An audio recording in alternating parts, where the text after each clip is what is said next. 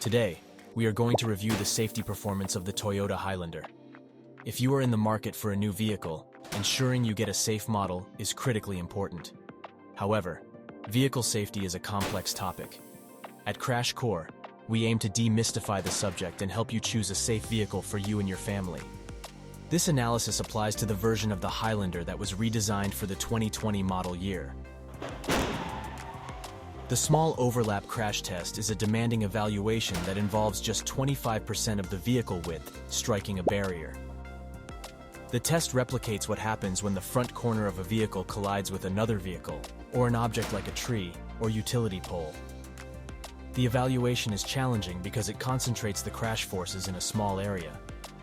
In the small overlap test, the Highlander performed exceptionally well on both the driver and passenger sides. The structure had low intrusion, dummy movement was well controlled, and the risk of injury is low.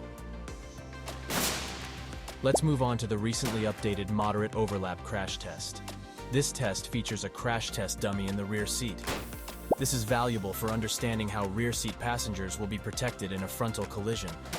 Unfortunately, the Highlander didn't do well in this test, earning a marginal rating.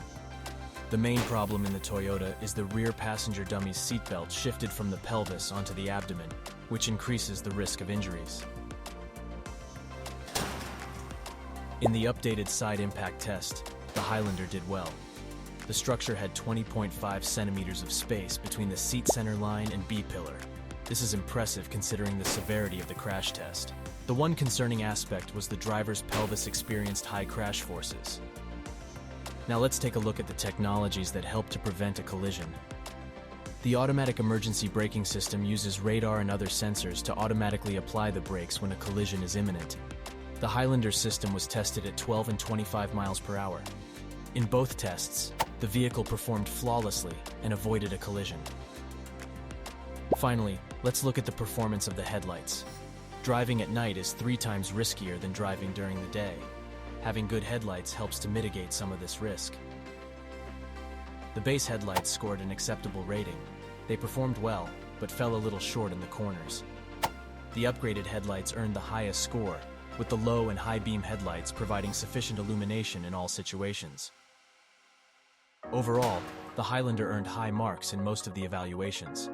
It does have some room for improvement for rear seat occupants in frontal collisions. However, all things considered, it makes a safe choice for you and your family. If you found this interesting, please subscribe to see more captivating videos about auto safety.